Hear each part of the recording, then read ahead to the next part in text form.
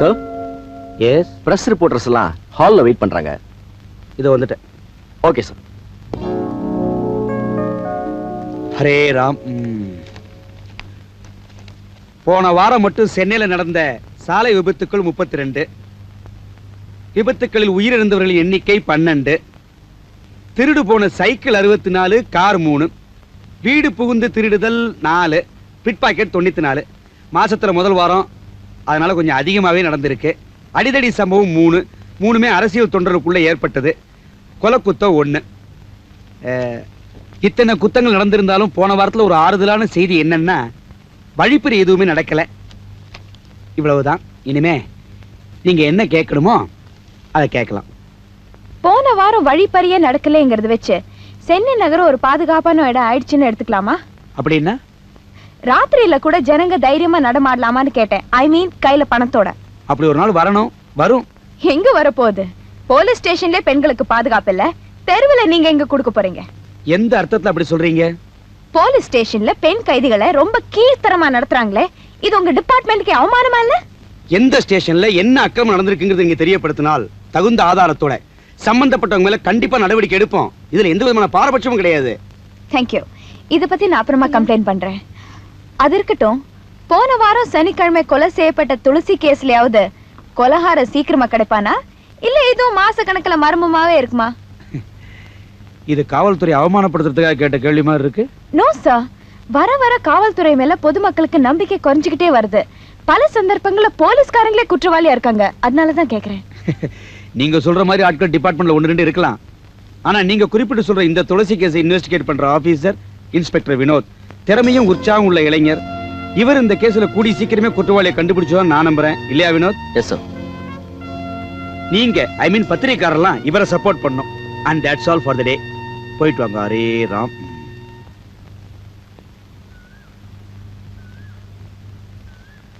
Excuse me, என்ன உங்களுக்கு தெரியுதா? தெரியுமே, பிரஸ் ரிப்போர்ட்டர் அண்ணம். நானோ அதை நான் கேட்கல. இதுக்கு முன்னாடி எங்கேயாவது சந்திச்சு ஞாபகம் இருக்கா?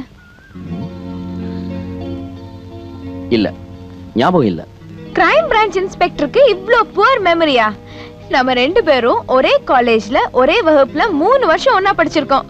என்ன உங்களால அடையாளம் கண்டுபிடிக்க முடியலன்னா இந்த கேஸ் எப்படி சார் இன்வெஸ்டிகேட் பண்ண போறீங்க? ஐ அம் சாரி. அதப்படி உங்களை அவ்வளவு சுலபத்தில் நான் மறந்துட்டேன். நமக்கு அவ்வளவுதான் சாமர்த்தியம் வச்சுக்க வேண்டியதுதான். இதுக்கு போய் அழட்டிக்க முடியுமா? anyhow it's a great insult to me.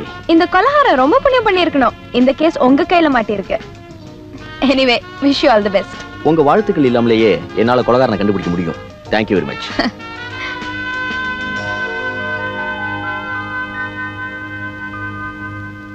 Hello, press reporter அண்ணா இருக்காங்களா? ரிப்போர்ட்டர் அண்ணன் தான் பேசுறேன். என்ன பத்தி போலீஸ் மீட்டிங்ல நிறைய பேசியிருக்க, உன் பத்திரிகையிலயும் நிறைய எழுதியிருக்க. இது உனக்கு தேவையில்லாத விஷயம். அப்புறம் வீணா வம்பள மாட்டிக்கிட்டு அவஸ்தைப்பட போற. ஜாக்கிரதை. இந்த மிரட்டலுக்கெல்லாம் நான் பயப்பட மாட்டேன். மரியாதையா போனை கீழே வை.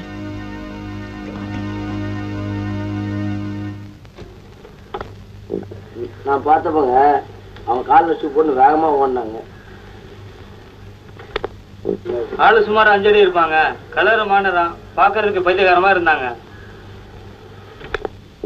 நான் காலையில பால் வாங்க ஓடி வந்தேங்க. அவன் என்னை இடிச்சு தள்ளி விட்டு வேகம் ஓடிட்டாங்க. முகத்தை சரியா பார்க்க முடியலங்க. ஆனா கண்ணு 2 உரண்டியா இருந்துச்சுங்க. பார்க்க பயமா இருந்துச்சு. அவன் கையில ஏதோ கத்தி வச்சு. மிஸ்டர் சந்துரு, கொலகாரனை பத்தி ஒவ்வொருத்தரும் கொடுக்க ஸ்டேட்மெண்ட்ஸ் ஒவ்வொன்றும் ஒவ்வொரு மாதிரி இருக்கு. இப்போ நீங்க இதுல கேட்ட விவரங்களை வச்சு கொலகாரன் எப்படி இருப்பான்னு நீங்க யூகிக்கிறீங்களோ அதை ஒரு படமா வரைஞ்சு கொடுங்க. அந்த படம் குற்றவாளியை கண்டுபிடிக்கிறதுக்கு ரொம்ப ஹெல்ப்ஃபுல்லா இருக்கும். என்னால முடிஞ்ச வரைக்கும் ட்ரை பண்றேன். பட் நீங்க எனக்கு 1 வீக் டைம் கொடுக்கணும். Okay Chandru. So thank you very much.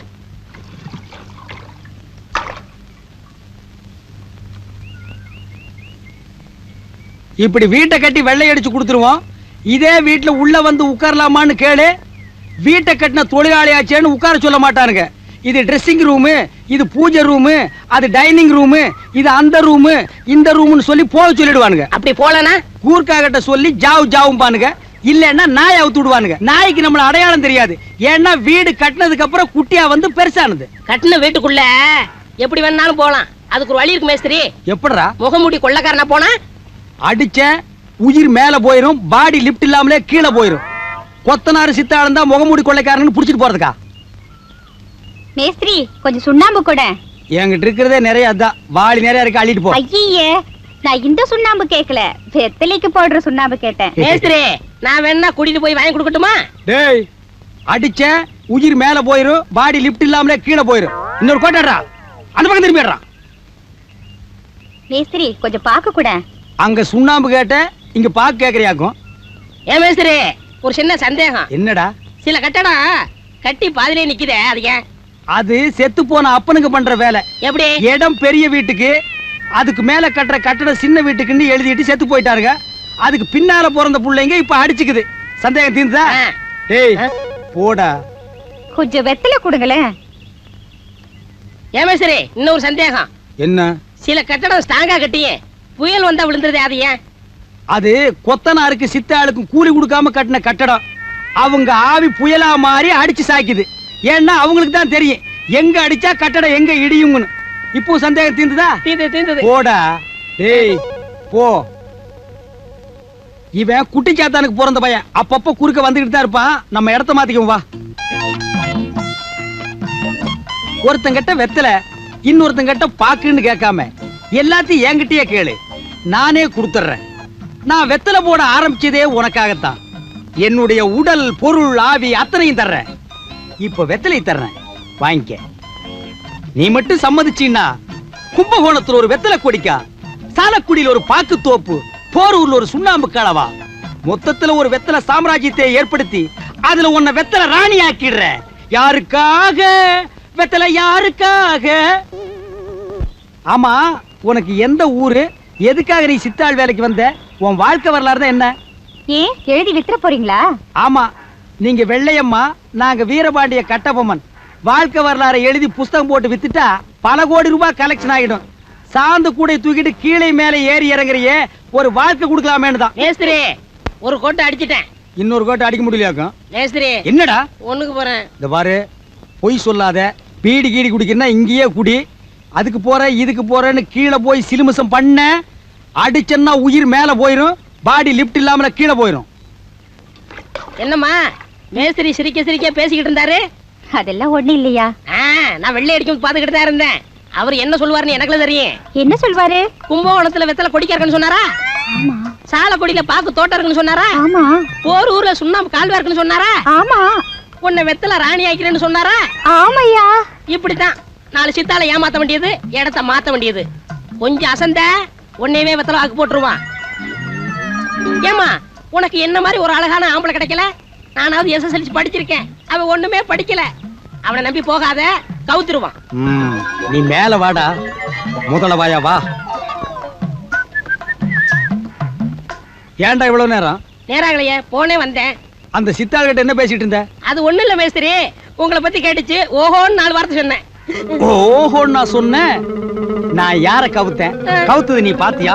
இப்போ நான் மாடியில இருந்து கவுத்து போடுறேன். கவுத்துறேன். ஐயோ, செத்தே போயிட்டானா?